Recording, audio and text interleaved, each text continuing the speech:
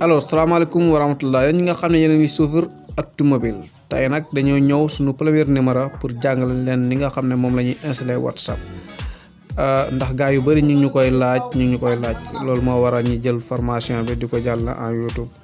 fi nga xam ne moom mooy seen Actumobile da ngay ñëw nga dugg Play Store bu dee am ko WhatsApp Play Store mooy nekk nii boo appuyé après na ñëw nga bind recharge fële ngay bind recharge nga bind WhatsApp bu nekkee mosoo ko am nga bind WhatsApp bu dee tamit sa WhatsApp dafa primé mën nga dugg foofu tamit nga bind ko boo ko bindee WhatsApp gis nga comme ni ma ko bindee WATCHAPP après nga def recharge boo defee recharge gis nga WhatsApp bi recharge nañ ko waaye dafa laaj mise à jour boo même bu nekkul mise à jour tamit fi mu bës noonu fu ngay bës nga taaxirlu tuuti après mu recharge ba pare gis nga moom bu pare day installé boppam mal nit ñaax nag après nga ubbi ouverture boo ouverture léegi boo bëgg ubbi WhatsApp bi da ngay boo appuyer fii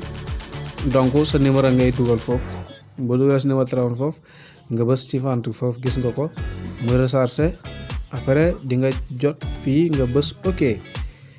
ok la bindal ak modifié léegi nag di nga jot benn message bu dee message jàll di nga jot appel fii gis nga léegi nag bu message bi jàllee rek bu nekkee puce mu téléphone bi message bi day dal di ñëw automatiquement bu nekkee puce new téléphone bi tamit fi téléphone bi nekk lay sànni message bu ko defee nga daal di si jot boo enregistré message bi nga bës continuer après nga bës autoriser boo defee autoriser ba pare li nga indil nga bind ko nga bësaat ko encore nga bësaat lii après fii sa nom nga ci def sa tur mbaa ak sa sant daal moom ngay def ko wala loo bëgg sa WhatsApp bi rek moom nga fere après nga bës si fant